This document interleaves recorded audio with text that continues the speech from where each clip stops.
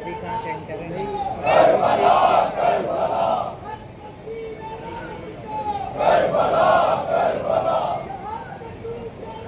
कुर्सी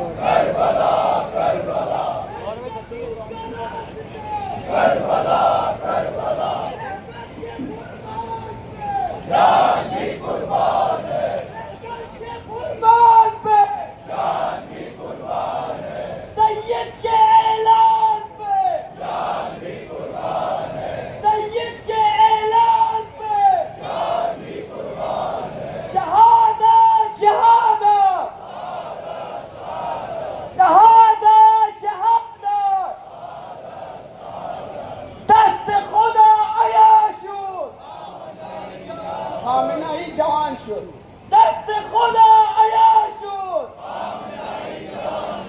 دست خدا عیان شد تکبیر اللہ اکبر اللہ اکبر اللہ اکبر آمنا فاتحہ.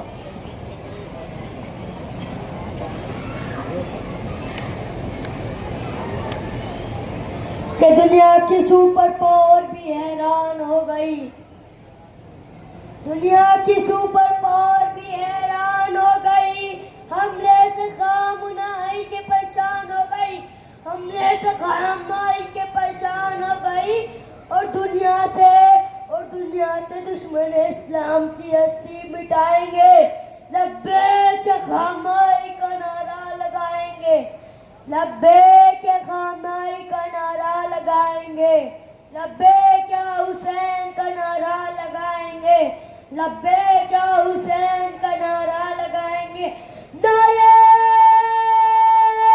حیدری، لبیک یا حسین، لبیک یا حسین، لبیک یا حسین، لبیک یا خامنائی، لبیک یا خامنائی. حضرات التماس ہے کہ ایک مرتبہ سورہ حامد اور 3 مرتبہ سورہ اخلاص کی تلاوت فرما کے رہبر شہید رہبر کبیر حضرت آیت اللہ العظمیٰ سید علی حسینی خامنئی اور ان کے ساتھ شہید ہونے والے ان کے گھرانے کے تمام شہداء اور تمام شہدائے راہ اسلام کی روحوں کو ہدیہ فرمائے. بسم اللہ الرحمن الرحیم.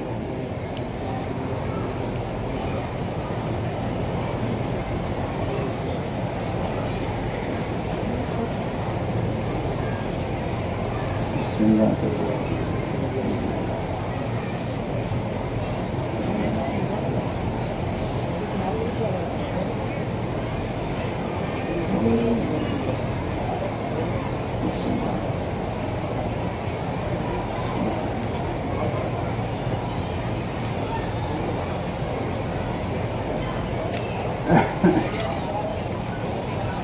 أعوذ بالله من الشيطان الرجيم. بسم الله الرحمن الرحيم. الحمد لله رب العالمين، والصلاة والسلام على أشرف الخلائق أجمعين، سيدنا وسيد الأولين والآخرين، حبيبنا وحبيب إله العالمين، إمام المرسلين وخاتم النبيين، أبي القاسم المصطفى محمد،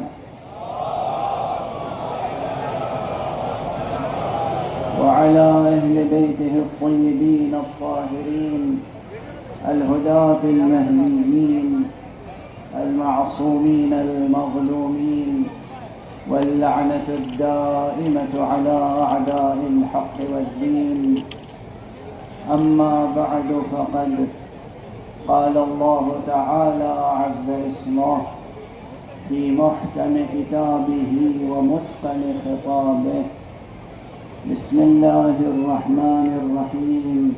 يا أيتها النفس المطمئنة ارجعي إلى ربك راضية مرضية فادخلی فی عبادی وادخلی جنتی صدق اللہ العلی العظیم.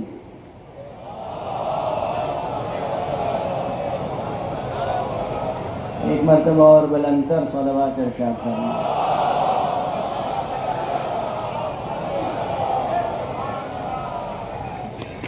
سوگوارو، رہبر شہید کے سوگوارو، حقیقت یہ ہے کہ یہ غم معمولی غم نہیں ہے.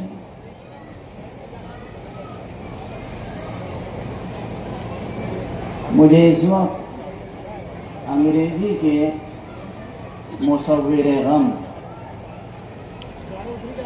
لارڈ ٹینیسن کا ایک فقرہ یاد آ رہا ہے، کیونکہ اس بزم میں ماشاءاللہ علماء کے ساتھ ساتھ بڑی تعداد میں دانشور صاحبان تشریف فرما اور شیعوں کے ساتھ اہل سنت والجماعت حضرات اور مسلمانوں کے ساتھ دوسرے مذاہب کے حضرات تشریف فرما ہیں. وہ اس لیے اس وقت میرے ذہن میں یہ فقرہ آ گیا کہ بات کو آپ تک منتقل کرنے کے لیے. لارڈ ٹینیسن انگریزی کا بہت بڑا شاعر ہے. انگریزی میں مرثیہ نگاری اور نوحہ نگاری میں شاید وہ صفحے اول میں ہے. اگر اس میں کمی ہے تو بس یہ کہ اس کے پاس زبان ہے، ہنر ہے، شاعری ہے، مرثیہ کہنے کے لیے اس کے پاس تخیل ہے، زبان ہے، مگر اس کے پاس کربلا کا تصور نہیں تھا. اگر اس کے پاس کربلا کا تصور بھی ہوتا تو پھر اس کی مرثیہ نگاری کس قدر بلند پایا ہوتی، اس کا اندازہ آپ اچھی طرح کر سکتے ہیں. لیکن بہرحال وہ ہے مصور غم. اس نے ایک مقام پہ کہا ہے inarticulable grief، وہ غم جو قابل بیان نہیں ہے، وہ غم جو قابل اظہار نہیں ہے. یعنی الفاظ میں یہ ظرفیت اور سکت نہیں ہے کہ اس غم کو، اس شدت درد کو اور اس شعلہ غم کو منتقل کر سکے. حقیقت یہ ہے کہ عربی زبان میں یاد آ رہا ہے، آپ حضرات اردو کے اشعار سن رہے تھے، پوری عربی زبان اور عربی کی شاعری کی تاریخ میں ایک شعر ایسا ہے جس کے لیے کہا گیا ہے کہ ارفع بیت قالت العرب لا نظیر له فی الجاہلیت ولا فی الاسلام. یعنی سب سے زیادہ مؤثر مرثیے کا شعر جو کہا گیا ہے وہ یہ ہے وما کان قیس ملکہ ملک واحد ولکنہ بنیان قوم تہدم. ارے قیس کی موت ایک شخص کی موت نہیں تھی، بلکہ ایک قوم کی بنیاد ڈھہ گئی. مگر میں عرض کرتا ہوں کہ یہ شعر جسے تمام عرب شعراء مل کر کہتے ہیں کہ سب سے زیادہ مؤثر مرثیے کا شعر ہے، ہمارے رہبر شہید کے غم میں یہ بھی نارسا معلوم ہے. اس مضمون سے اس شہادت کی عظمت ادا نہیں ہو سکتی. کیوں؟ وہاں سے بھی یہ کہا گیا کہ وَلَكِنَّهُ بُنْيَانُ قَوْمٍ تَهَدَّمَ، صرف یہ کہ قوم کی بنیاد منہدم ہو گئی. ہمارا شہید وہ ہے جس کی شہادت سے قوم کی بنیاد منہدم نہیں ہوئی، قوم کی بنیاد اور مضبوط ہو گئی.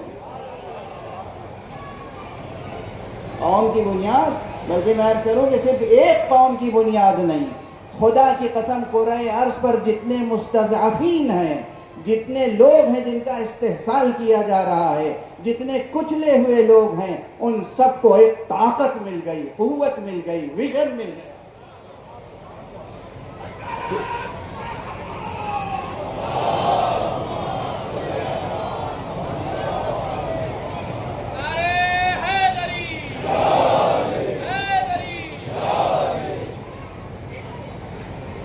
خدا کی قسم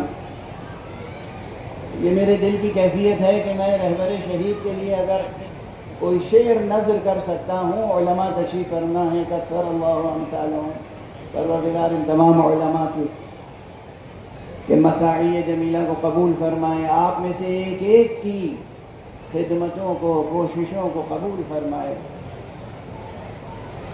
اس وقت جو شعر میں نظر کرنا چاہتا ہوں رہبر شہید کے لیے، وہ میرا شعر نہیں ہے، وہ آقا امام زمانہ عجل اللہ تعالی فرجہ الشریف کا وہ شعر ہے جو انہوں نے علامہ مفید کی وفات پر ارشاد فرمایا تھا، لا صوت الناعی بفقدک انہو یوم علی آل الرسول عظیم۔ ہائے کوئی سنانے والا اے شیخ مفید تمہاری خبر وفات نہ سنائے، اس لیے کہ وہ دن آل رسول کے لیے بہت عظیم دن۔ یہ شہید، رہبر شہید کی شہادت آل رسول کے لیے ایک عظیم دن ہے، آل رسول امام زمانہ کے لیے عظیم دن ہے، اہل بیت اطہار کے لیے عظیم دن ہے۔ لا صوت الناعی بفقدك إنه يوم على آل الرسول عظيم۔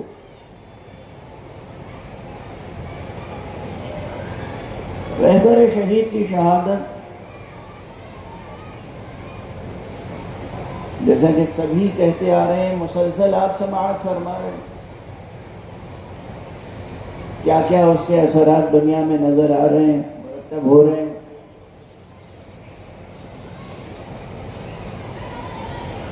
خود ان کی شخصیت معمولی شخصیت نہیں تھی، اب تو سب اس کو محسوس کر رہے ہیں،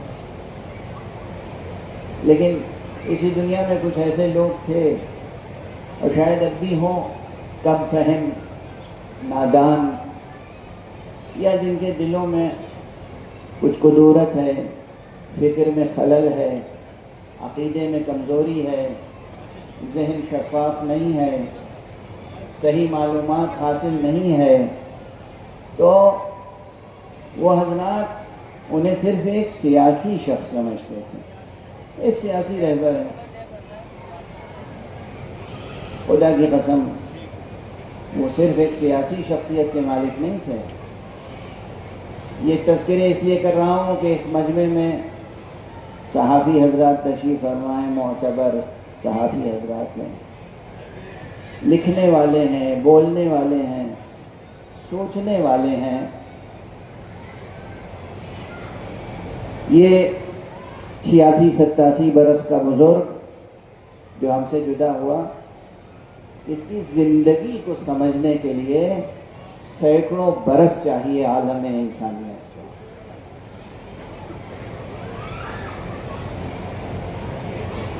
ایک بہترین ادیب،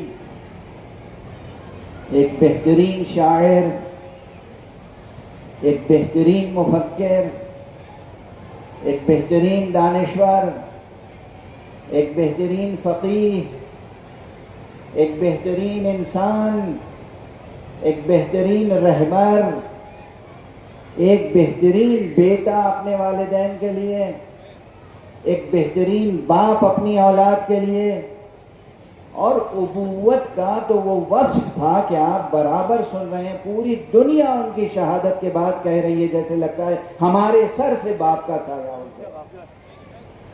یہ معمولی بات نہیں ہے، یہ بات مکرر کہی گئی، لیکن میں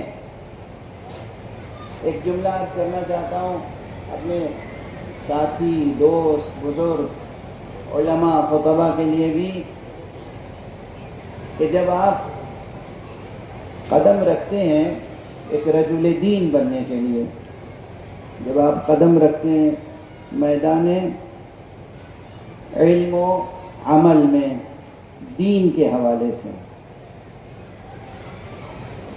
تو ایک بات یاد رکھیے، مجھے ایک بات بہت اچھی لگتی ہے جو کرسچن معاشرے میں ہے، ہو سکتا ہے یہاں مسیحی حضرات بھی تشریف فرما ہوں۔ یہ مسیحی معاشرے میں کہاں سے آئی یہ بات؟ یقین کے ساتھ، ابھی جسے کہتے ہیں تحقیق کے ساتھ تو میں نہیں کہہ سکتا، میں نے اس موضوع پہ ابھی تحقیق اپنی مکمل نہیں کی ہے، لیکن مجھے یقین ہے کہ یہ میراث انبیاء ہے، یہ میراث ائمہ ہے۔ وہ اپنے عالم دین کو، کلرجی کو، جو پریسٹ ہوتا ہے اسے فادر کہتے ہیں، یعنی اگر عالم دین نوجوان بھی ہے، 30-35 برس کا، 40 برس کا عالم دین، کوئی 80-90 برس کا بوڑھا عام انسان مسیحی کرسچن، وہ 90 برس کا بوڑھا اس 40 برس کے جوان عالم دین کے سامنے آ کے جھک کے کہتا ہے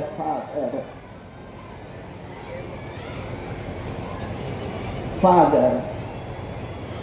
یہ تصور کہیں اور سے نہیں آیا ہے، حقیقت میں جو اللہ کے لیے کام کرے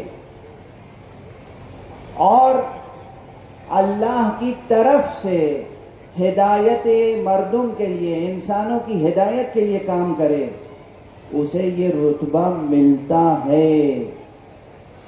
اور اسی لیے حضرت پیغمبر اکرم صلی اللہ علیہ وآلہ وسلم نے ارشاد فرمایا تھا، انا وعلی ابوا هذه الامہ، میں اور علی اس امت کے باپ ہیں۔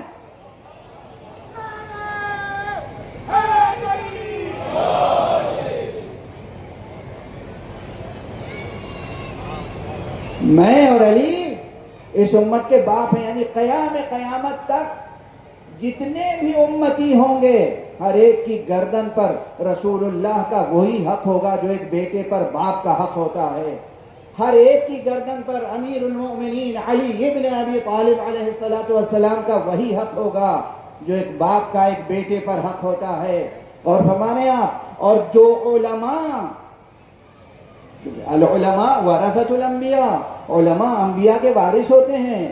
جب آپ وارث ہوئے انبیاء کے، آپ نے تبلیغ دین کا بار اٹھایا ہے، آپ نے ہدایت خلق کا بار اٹھایا ہے، تو آپ کے سینے میں بھی وہ دل ہونا چاہیے جو ایک باپ کا دل ہوتا ہے۔ تمام امت کے لیے جب بھی کوئی فرد، بچہ ہو، جوان ہو، بوڑھا ہو، مرد ہو، عورت ہو، جب بھی کوئی آ کے آپ سے مشورہ لے، مسئلہ پوچھے، آپ اس کو اس نگاہ سے دیکھیں جس نگاہ سے آپ اپنی اولاد کو دیکھتے ہیں۔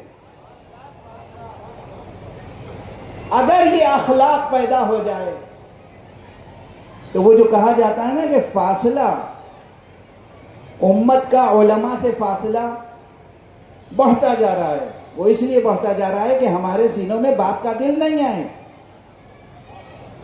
آنے والے لوگوں کو مشتری نہ سمجھیں، اولاد سمجھیں۔ دست ادب جوڑ کے عرض کر رہا ہوں، ہمارے مراجع کرام اور خصوصیت کے ساتھ رہبر عظیم الشان کی خصوصیت یہ تھی کہ خدا کی قسم ان کے سینے میں ایک باپ کا دل دھڑکتا تھا، ہر فرد ملت کے لیے، بلکہ اس روح زمین پر سانس لینے والے ہر مستضعف کے لیے، ہر کمزور انسان کے لیے، ہر اس شخص کے لیے جسے کچل دیا گیا، ان کے دل میں باپ کا دل تھا جو دھڑکتا تھا۔ اگر ان کے دل میں یہ کیفیت نہ ہوتی تو آپ آج گواہی نہ دے رہے ہوتے کہ ہمارے سر سے باپ کا سایہ اٹھ گیا۔ یہ تاثیر دو جانبہ ہوتی ہے نا، یہ احساسات کیسے آپ کے سینے میں آ گئے، کیسے یہ بات آپ کی زبان پہ آ گئی، کیسے یہ خیال آپ کے ذہن میں آیا۔ ہندو، سنی، شیعہ، مسیحی، ہر ایک کہہ رہا ہے ہمیں تو ایسا لگ رہا ہے جیسے ہمارے سر سے باپ کا سایہ اٹھ گیا، اس لیے کہ واقعاً وہ فادر تھے، نہ کہ صرف father of Iranian nation, father of all nations, یعنی واقعاً وہ اس زمانے میں نیابت امام زمانہ کا حق ادا کر رہے تھے.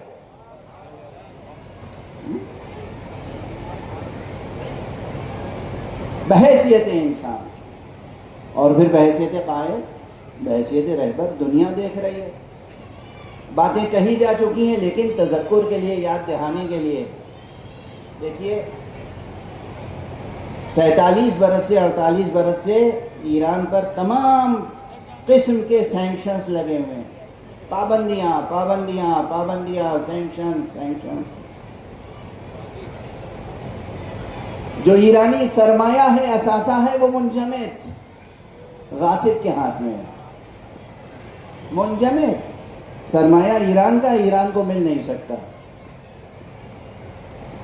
ہر طرح کے سینکشنز لگانے کے بعد یہ سوچ رہے تھے کہ یہ قوم ٹوٹ کے رہ جائے گی، بکھر کے رہ جائے گی، اسلامی نظام ختم ہو کے رہ جائے گا، ولایت فقیہ کا اعجاز مٹ جائے گا. لیکن یاد رکھیے، ولایت فقیہ سحر نہیں، اعجاز ہے. سحر ہے جو مٹتا ہے، جادو ہے جو ٹوٹتا ہے، معجزہ کبھی نہ مٹتا ہے نہ ٹوٹتا. اعجاز ہے، اعجاز قرآنی ہے نظریہ ولایت فقیہ، اعجاز اسلامی ہے نظریہ ولایت فقیہ، اعجاز ولایت کبریٰ ہے ولایت فقیہ، اعجاز ولایت غدیر ہے ولایت فقیہ.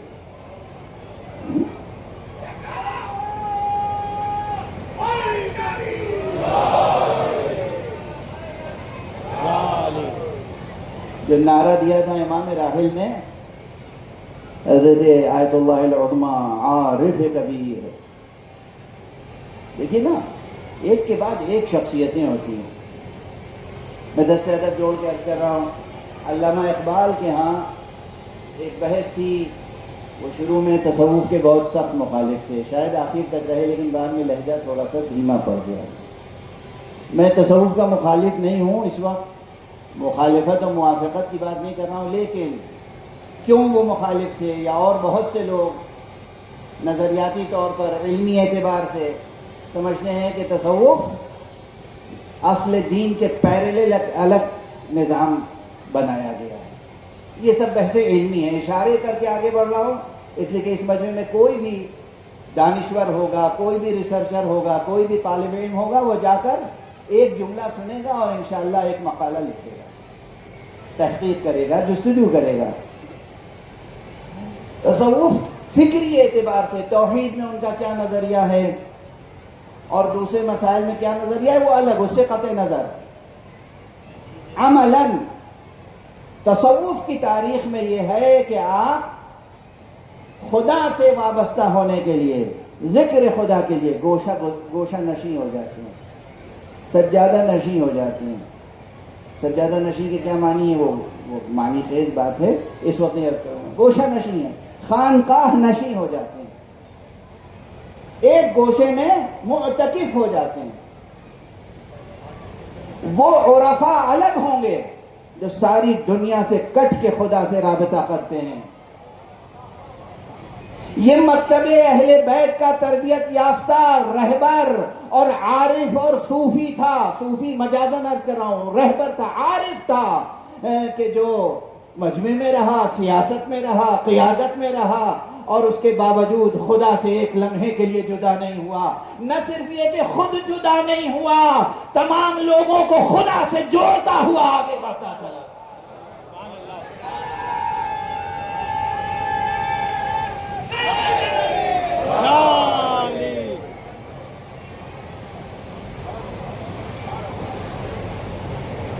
موعظہ کر کے خدا سے جوڑنے کی کوشش کرنا الگ ہے،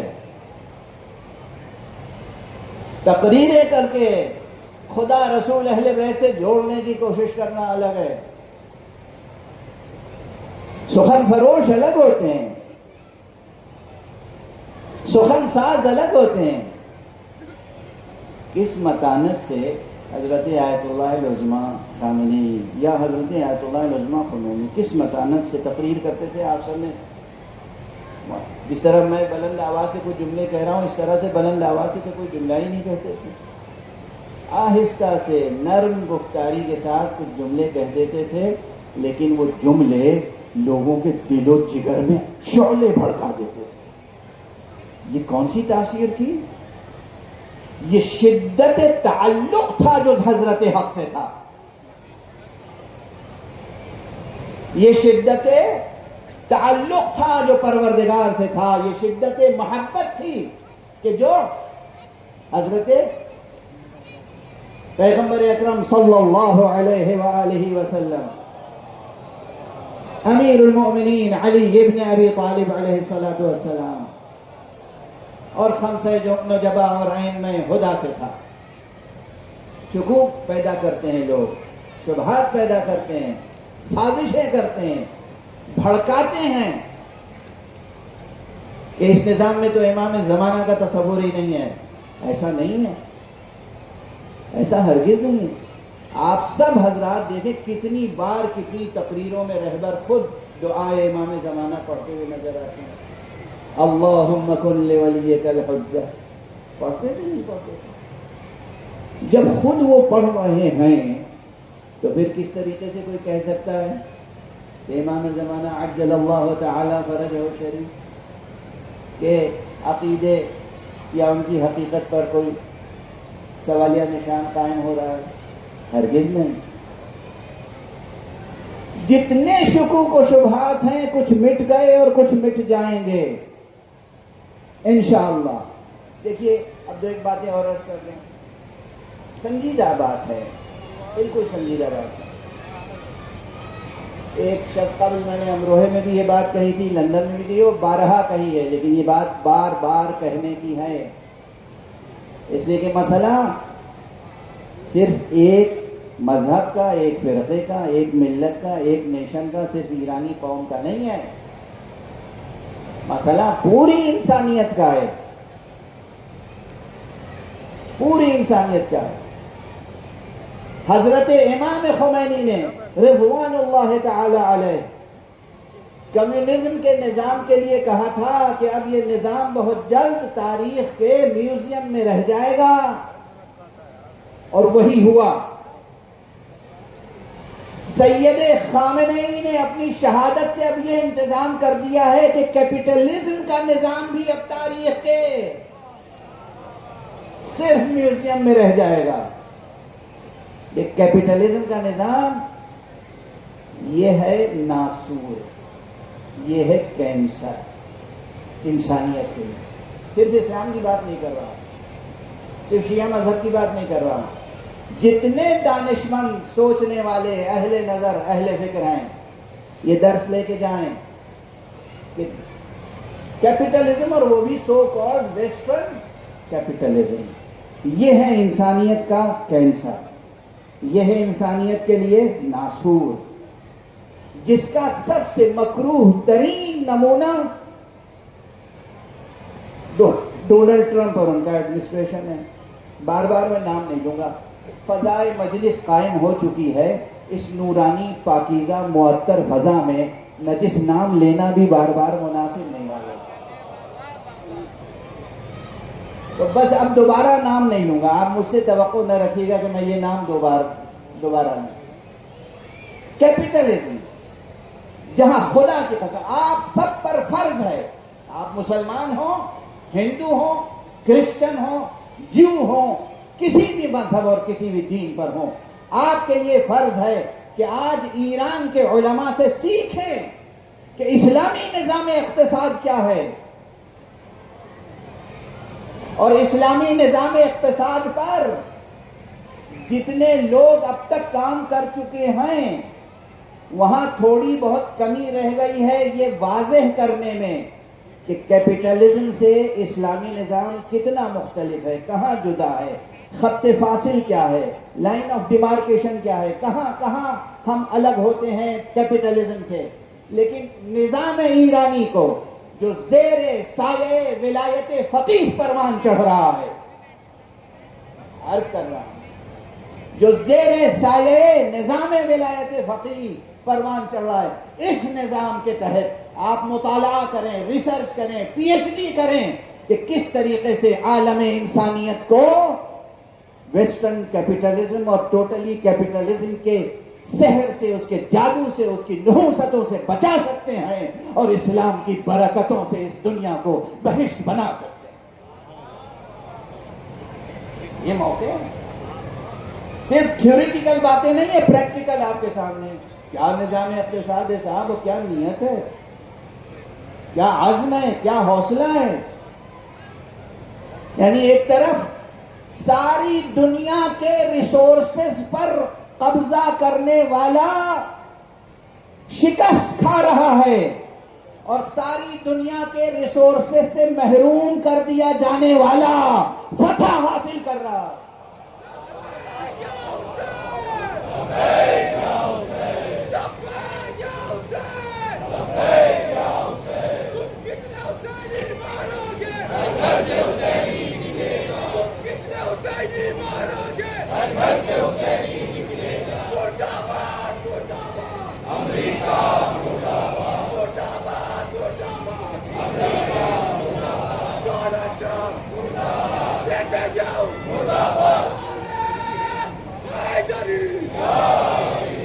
برائے بلندی درجات رہبر معظم صلوات۔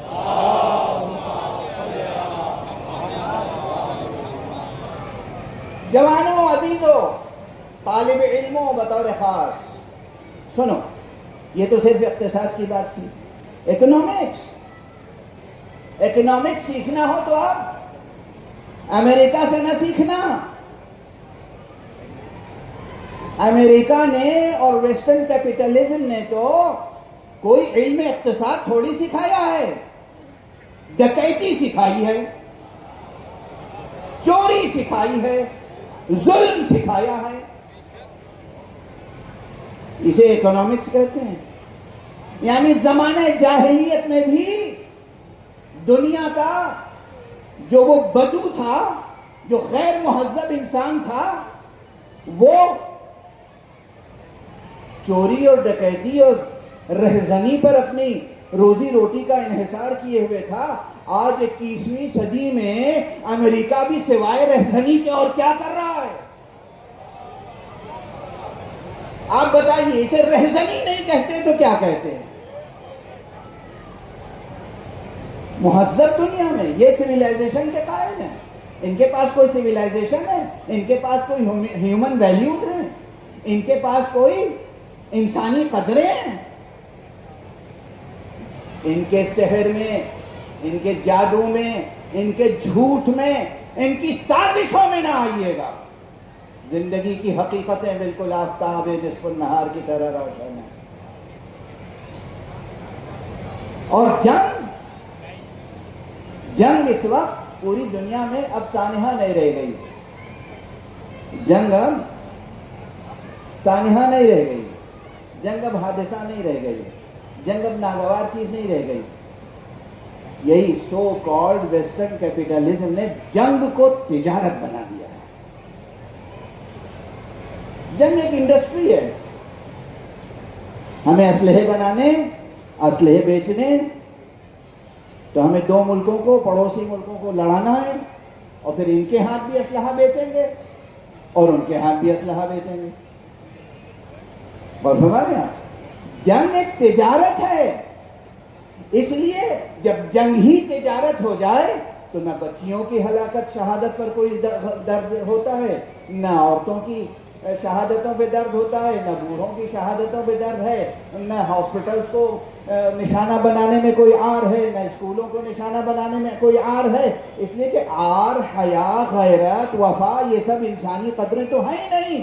جنگ ایک تجارت ہے، اور تمہارے یہاں اسے سمجھیں، اسے دہرائیں اور ضمیر انسانی کو جھنجھوڑیں تاکہ نسلیں مغالطوں میں مبتلا نہ ہو جائیں، نسلیں مغالطوں میں مبتلا نہ ہو جائیں۔ دیکھیں، اقتصاد، جنگ، اس کے بعد کس چیز پہ یورپ کو ناز ہے؟ سائنس ہے نا، ٹیکنالوجی۔ ہمیں بھی بہت زیادہ آ کے بہت سے لوگ سمجھاتے رہے. یہاں بھی 2-1 لوگ ملے جو بار بار آ کے ہمارے سیمیناروں میں، جب میں ایجوکیشن پہ سیمینار کیا کرتا تھا تو بار بار سمجھاتے تھے، ارے مولوی صاحب یہ دین پڑھانے کی بات چھوڑیے، یہ فقہ پڑھانے کی بات چھوڑیے، سائنس اینڈ ٹیکنالوجی. اچھا آپ نے دیکھا بالکل آزاد فضا میں، سو کالڈ آزاد، بالکل آزاد فضا میں جو امریکہ میں اور پورے یورپ میں سائنس اور ٹیکنالوجی نے ترقی کی، اور طعنہ دیا جاتا تھا مسلمان ملتوں کو کہ صاحب وہ 500 برس پہلے تو تھی آپ کے ہاں تھوڑی بہت سائنس، اب کہاں گئی؟ اب آپ زوال کا شکار ہیں. میں اس کا تفصیلی جواب ابھی نہیں دے رہا ہوں، لیکن پوری دنیا کی طرف سے اقتصادی حصار میں زندگی بسر کرنے والی ملت ایران، ہمارا سلام ہے اسے، جس نے سائنس میں اور ٹیکنالوجی میں بھی دنیا کو دکھا دیا کہ تم آگے ہو یا ہم آگے ہیں.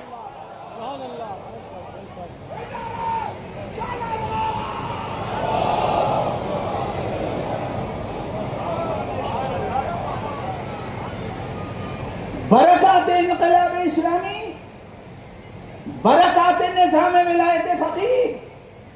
ارے اس پر نہ جانے کتنی جلدوں میں انسائکلوپیڈیا دائرۃ المعارف لکھے جائیں گے اور لکھے جا رہے ہیں. اور یہ سب برکتیں کس چیز کی ہیں؟ کس چیز کی برکتیں ہیں؟ میں بار بار کہہ رہا ہوں، نظام ولایت فقیہ، نظام اسلامی، انقلاب اسلامی. یہ انقلاب اسلامی آیا کہاں سے ہے؟ یہ نظام ولایت فقیہ آیا کہاں سے ہے؟ یہ نظام ولایت فقیہ ولایت غدیر سے وابستہ ہے.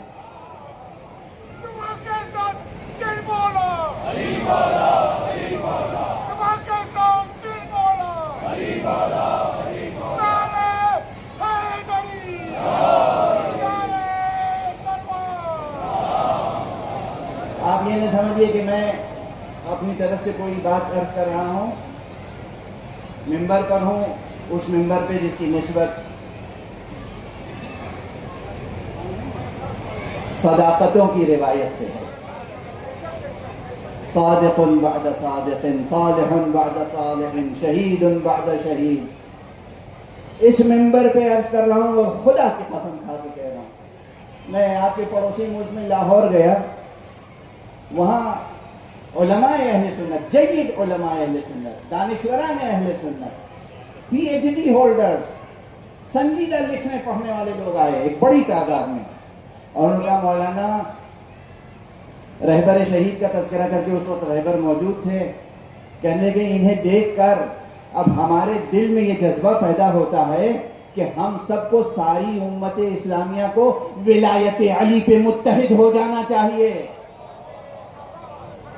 دیکھیں اسے کہتے ہیں دعوتکم بافعالکم لا باقوالکم. آقائے خامنئی نے غدیر کے پیغامات بھی دیے ہیں، فضائل مولا علی بھی پڑھے ہیں، وہ بہت اچھے ادیب بھی تھے، بہت بڑے اچھے خطیب بھی تھے، مگر یہ ان کا کردار تھا جس نے لوگوں کو ولایت علی کی طرف متوجہ کیا. ولایت علی، ولایت امیر المومنین، ایک بڑی تعداد علماء اہل سنت کی. اب اس امت کا علاج یہی ہے کہ پوری امت ولایت علی ابن ابی طالب پہ متحد ہو جائے. اور اب جب خود وہ کہہ رہے ہیں اور ہر ضمیر سے یہ آواز اٹھ رہی ہے، تو میں عرض کر دوں، ایک جملہ عرض کرتا ہوا آگے بڑھوں کہ جو مشہور آیت ہے نا قرآن مجید کی، وَاعْتَصِمُوا بِحَبْلِ اللَّهِ جَمِيعًا وَلَا تَفَرَّقُوا. دیکھو سب کے سب اللہ کی رضی کو مضبوطی سے تھام لو، تفرقہ نہ کرو. ایک تو یہ جو لوگ فقہی اصولی ذوق رکھتے ہیں ان کے لیے عرض کر دوں کہ دیکھیے کیا شدت ہے اس حکم میں. کہیں کسی چیز سے منع کیا جاتا ہے اور کہیں کسی چیز سے کا حکم دیا جاتا ہے، اور اگر کسی چیز کا حکم دیا جائے اور اسی کے ساتھ ساتھ فوراً اس کی ضد سے نہیں بھی کر دیا جائے، امر اور اس فعل کی ضد سے نہیں، ساتھ میں ایک ہی ساتھ، اور نص کی شکل میں، ظہور نہیں نص. تو پھر یاد رکھیے کہ کتنی اہمیت ہوگی اس حکم الہی کی، اس حکم قرآنی کی اہمیت ہے۔ سب کے سب اللہ کی رسی کو مضبوط سے پکڑ لو، تھام لو، اور آپس میں تفرقہ نہ کرو، انتشار نہ کرو، پھوٹ نہ ڈالو، ادھر ادھر بے راہ نہ چلو۔ میں پوچھتا ہوں، سب اس آیت کو پڑھتے ہیں پھر بھی تفرقے میں مبتلا ہیں، سبب کیا ہے؟ سبب یہ ہے کہ مفہوم کو پوری طرح جذب نہیں کیا، دلالت کو پوری طرح سمجھا نہیں، معصوم کی طرف سے جو بتائی گئی تھی تفسیر و تعبیر وہ سامنے نہیں ہے۔ اصل میں دہراتے سب ہیں، اللہ کی رسی کو مضبوطی سے تھام لو، تفرقہ نہ کرو، اللہ کی مضبوط رسی کو مضبوطی سے تھام لو، تفرقہ نہ کرو، اللہ کی رسی کو مضبوطی سے تھام لو، تفرقہ نہ کرو۔ اے مفسر قرآن، یہ تو بتا اللہ کی رسی ہے کون؟ کہاں ہے وہ رسی؟ خانہ کعبہ پہ آسمان سے کوئی رسی لٹک رہی ہے؟ مسجد نبوی میں کوئی زنجیر لٹک رہی ہے؟ کہاں ہے وہ رسی؟ اس رسی کی تفسیر و تعویل میں صرف دو باتیں کہی گئیں۔ بعض روایتوں میں کہا گیا اللہ کی رسی ہے قرآن، بعض روایتوں میں کہا گیا اللہ کی رسی ہے علی۔ یہ روایت موجود ہے۔ ایک جلیل القدر صحابی تشریف فرما تھے مسجد نبوی میں، اور یہ آیت پڑھی گئی۔ ایک صحابی نے کہا یا رسول اللہ، یہ حبل اللہ سے کیا مراد ہے؟ برابر میں علی بیٹھے ہوئے تھے، آپ نے اپنا دست مبارک علی کے شانے پہ رکھا، کہا یہ ہے حبل اللہ، یہ ہے اللہ کی مضبوط رسی۔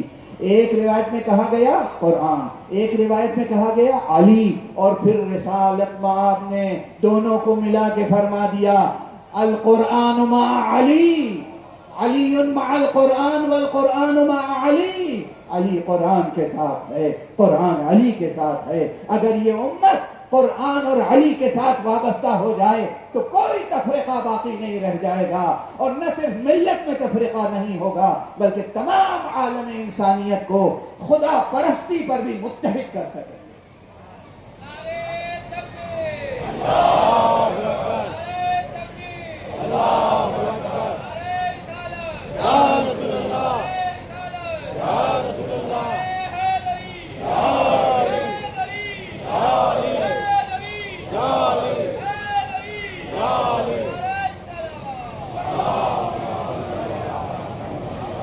قرآن ہے حبل اللہ، علی ہے حبل اللہ، ولایت علی ہے حبل اللہ، اور اسی حبل اللہ، اسی رسی کا ایک سلسلہ ہے ولایت فقیہ۔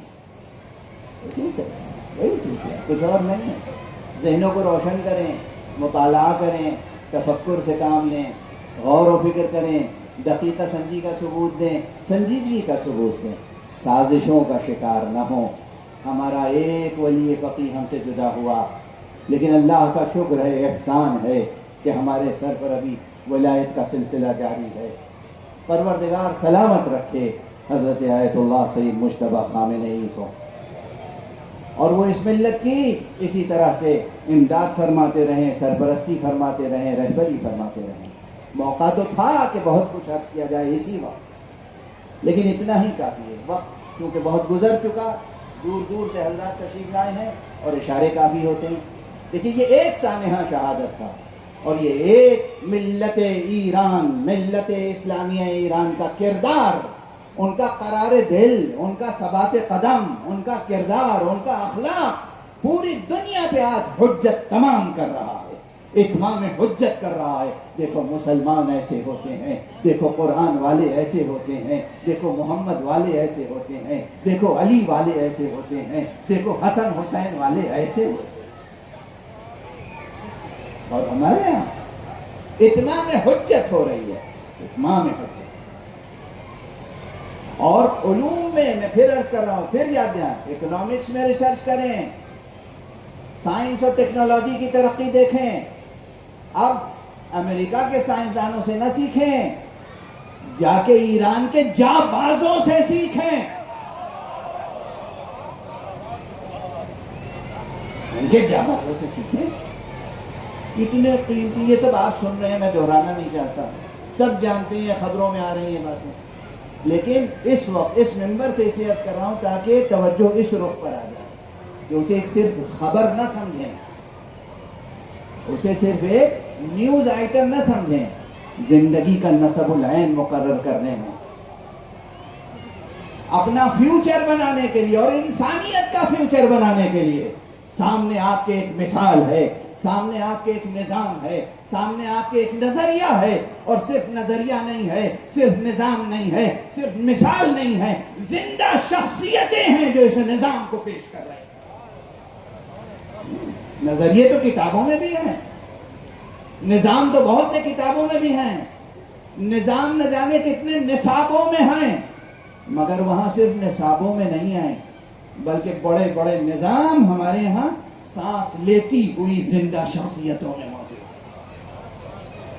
ہے۔ سائنس اور ٹیکنالوجی بھی سیکھنی ہو تو اب تاریخ بدل رہی، خدا کی قسم تاریخ بدل رہی۔ مجدد عصر حاضر اپنے وقت میں امام خمینی تھے، امام خمینی جیتے جی زندہ انقلاب لا کر مجدد کہلائے، امام خامنئی نے شہادت دے کر تجدید کی ہے۔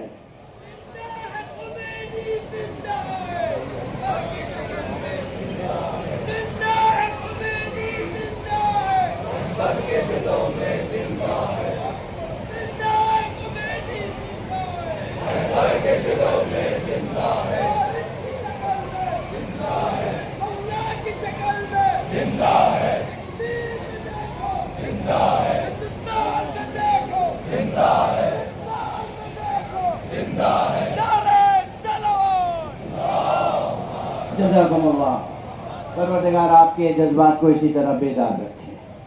بس 2-3 فقرے اور روز کر لوں گا، ممکن ہے مقرر ہوں دوسری جگہوں میں بھی عرض کر چکا ہوں، لیکن وقت کا تقاضا ہے کہ آپ دیکھیں جہاں تک مختلف چہرے مجھے نظر آ رہے ہیں، ایک ملک ہے پورا، کئی ملک ہیں، ویسے تو میں مثال نہیں دینا چاہتا، نام نہیں لینا چاہتا، کہ جہاں ہر سال ایک بڑا بجٹ، ایک بہت بڑا بجٹ یعنی ملینز آف ڈالرز مخصوص کیا جاتا ہے، کس لیے؟ تفرقہ پیدا کرنے کے لیے۔ علمی بات ہے، رد تشیع، صرف رد تشیع نہیں ہے، جا کے فہرست دیکھیے، رد تشیع، برادران اہل سنت سن رہے ہیں؟ رد تشیع، رد دیوبندیت، رد تصوف، رد بریلویت، کون سا مسلک اور مذہب ہے جس کے رد کے لیے وہاں فکس نہیں کیا جاتا؟ ملینز آف ڈالرز، یعنی ایک پوری مملکت ہے جو ملینز آف ڈالرز اپنے بجٹ میں مخصوص کرتی ہے مسلمانوں میں تفرقہ ڈالنے کے لیے۔ اس کے مقابلے میں جب سے امام خمینی کا انقلاب آیا ہے، جس قدر بھی ان کے پاس زیادہ سے زیادہ ممکن ہوتا ہے ایک بڑا بجٹ معین کیا جاتا ہے تمام امت میں اتحاد پیدا کرنے کے لیے۔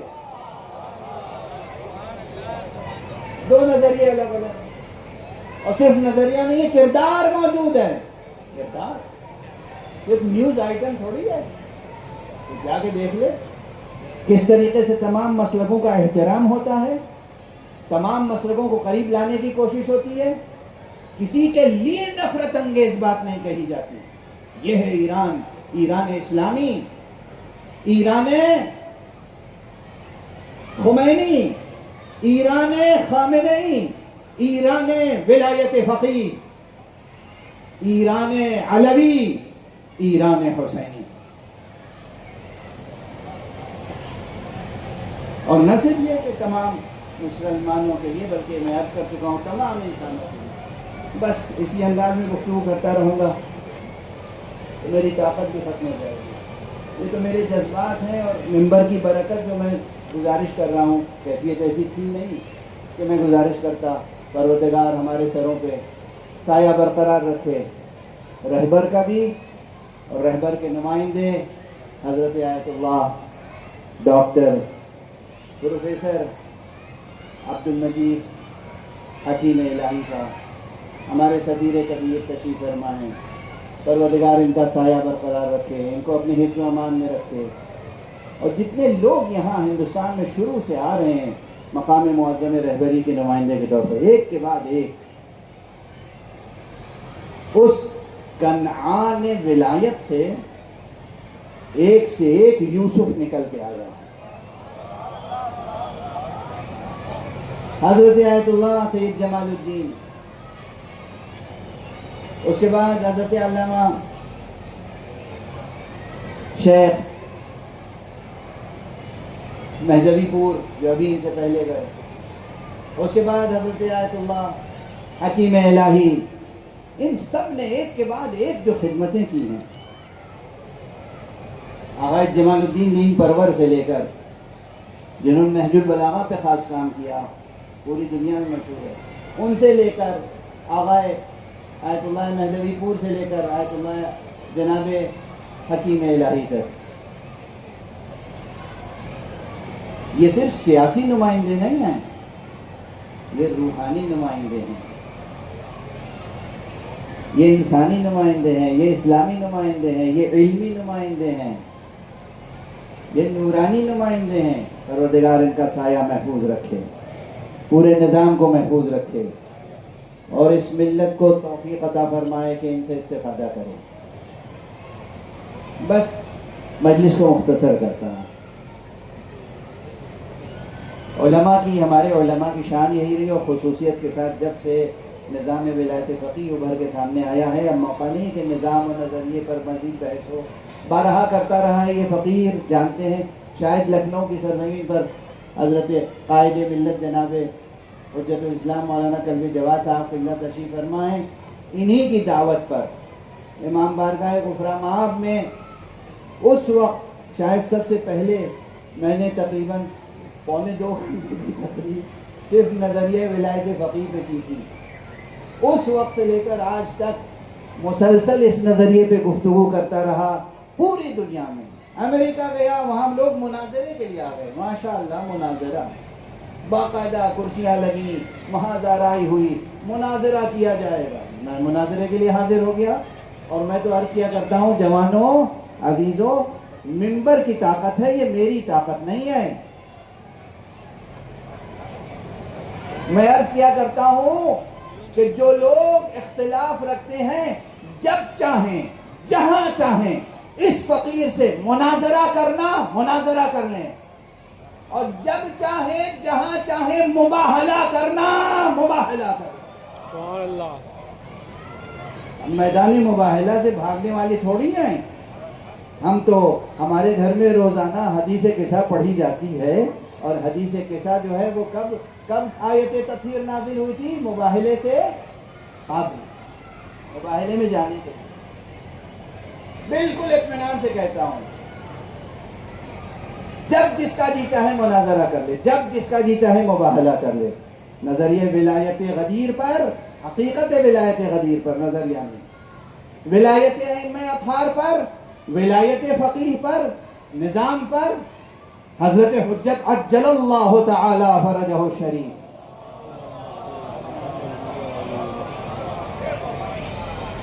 یہ سب تصورات نہیں ہیں، یہ سب شاعرانہ و خطیبانہ و مذہب پرستانہ تصورات نہیں ہیں، یہ حقائق ہیں، حقائق۔ بس یاد رکھیے گا، ویسے ہی خون شہید نے آپ کے عقیدوں کو مضبوط کر دیا ہے، لیکن مزید مطالعہ، مزید جستجو، مزید تحقیق اور خدا سے امداد، طالب علمی میں بھی خدا سے مدد لینی چاہیے۔ جب کوئی کتاب سمجھ میں نہ آئے، مطلب سمجھ میں نہ آئے، تو کیا کرنا چاہیے؟ ٹیچر سے سیکھنے کی کوشش کرنی چاہیے، مگر معلوم ہے علم کی گرہ جو ہے وہ زمین پر ہے ہی نہیں۔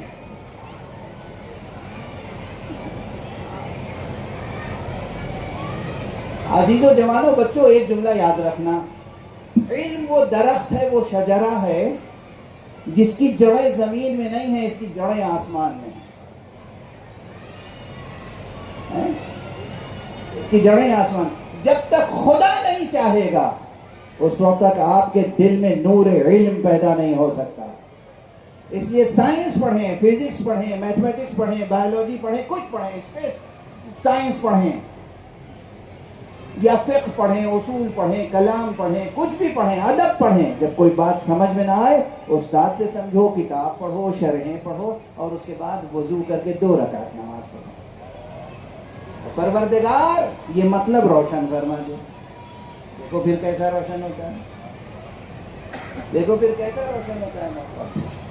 بہرحال خون شہید نے آپ کے اعتقاد کو مضبوط کر دیا ہے، آپ کو جھنجھوڑ دیا ہے، آپ کی فکریں بیدار ہیں اس وقت. اس لیے اب اس فکر کو دوبارہ خوابیدہ نہ ہونے دیجیے گا، سونے نہ دیجیے گا. جستجو، ریسرچ، تحقیق، مطالعہ، محنت، یہ سلسلہ جاری رہے، حق کے ساتھ وابستگی جاری رہے. علماء حق تو اپنی جگہ، ائمہ دین، انبیاء، سب کی یہ کیفیت تھی. سب ساری انسانیت کے لیے بھلائی لے کے آتے تھے، لیکن ان کو شریر انسان مصیبتوں کا نشانہ بناتے تھے. بس گفتگو تمام کر رہا ہوں، اس سے زیادہ پڑھنے کی سکت نہیں ہے، ظرف وقت میں بھی گنجائش نہیں ہے. عموماً میں سرکار سید الشہداء کے مصائب روز عاشورہ کے علاوہ نہیں پڑھتا، لیکن آج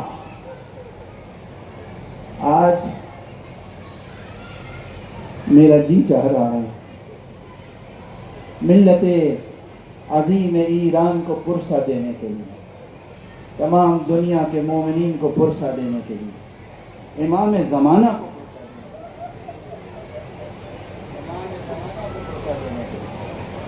میرا جی چاہ رہا ہے چند فقرے سرکار سید الشہداء کی شہادت کے تعلق سے عرض کریں. آپ نے سنا، پروردگار جزائے خیر عطا فرمائے، ہمارے برادر عزیز حجت الاسلام جناب قلب رشید صاحب نے اپنی تقریر میں کس طریقے سے مصائب کا تھوڑا سا تذکرہ کیا تھا کہ رہبر شہید کے جسم کے صرف 3 ہی ٹکڑے ہوئے.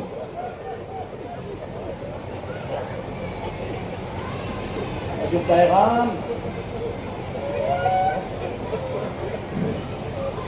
آیت اللہ سید مجتبی خامنئی کا آیا تھا، اس میں یہ تھا کہ میں نے اپنی آنکھوں سے اپنے بابا کی لاش دیکھی.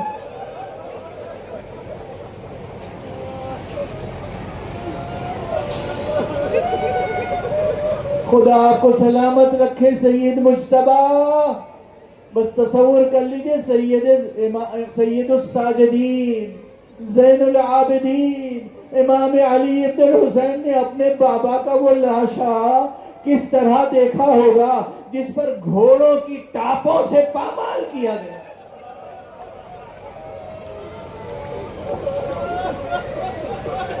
اجرکم علی اللہ، اجرکم علی اللہ، اجرکم علی اللہ. خدا آپ کو کسی غم میں نہ رلائے سوائے غم حسین کے.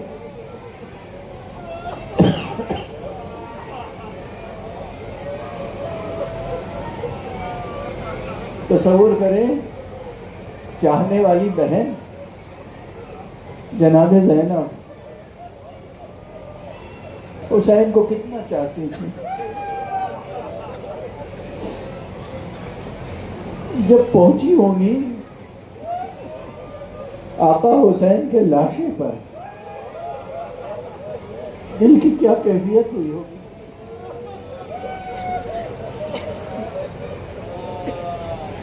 ایک جواب دینا چاہتا ہوں ان حضرات کو جو ہمیشہ نہایت سادہ لوحی سے پوچھتے ہیں 1400 برس گزر گئے، یہ تم کربلا کا تذکرہ کیوں کرتے رہتے ہو؟ آؤ ایران میں دیکھو، ایران کے جوانوں، ایران کے بوڑھوں، ایران کی خواتین میں آج جو شجاعت ہے یہ کربلا کے مسلسل کا تذکرے کی دین ہے. اگر تمہیں بھی شجاع نسلیں پیدا کرنی ہیں، اگر تمہیں بھی حق پرست نسلیں پیدا کرنی ہیں تو تذکرہ کربلا کے علاوہ کوئی چارہ نہیں ہے. آقا حسین کے لاشے پر بی بی زینب تو 2 بار آئی ہیں، بس 2 بار آنے کا تذکرہ کر رہا ہوں. ایک وہ جب جس وقت ذبح کیا جا رہا تھا میرا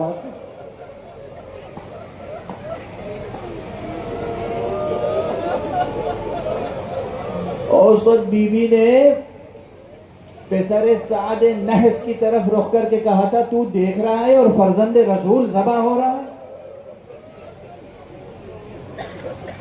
ایذبح ابو عبد اللہ ایذبح ابن رسول اللہ وانت تنظر الیہ. لیکن پھر بھی کیا ہمت تھی، کیا شجاعت تھی. آپ دیکھ رہے ہیں ایران کی خواتین کی شجاعت کہاں سے آئی ہے. شجاعت دنیا بھر کو سمجھ میں نہیں آتی یہ بات، شجاعت کہاں سے آتی. یہ شجاعت زینب کے انفاس قدسیہ کی دین ہے. تمام مصائب گزر چکے لیکن بی بی آئی ہیں لاشیں کے پاس، اور اس کے بعد کس قوت کے ساتھ اب رسول کی نمائندگی کر رہی ہیں. زینب رسول کی نمائندگی کر رہی ہیں، زینب علی کی نمائندگی کر رہی ہیں، زینب زہرا کی نمائندگی کر رہی ہیں، زینب حسن مجتبیٰ کی نمائندگی کر رہی ہیں. لاشیں کو ہاتھوں پہ اٹھا کے کہتی ہیں ربنا تقبل منا ھذا القربان. پروردگار ہم اہل بیت مصطفیٰ کی طرف سے یہ قربانی قبول فرما. اجرکم علی اللہ. بس ایک فقرہ اور، مجلس ہو چکی، تمام ہو چکی، ایک فقرہ اور.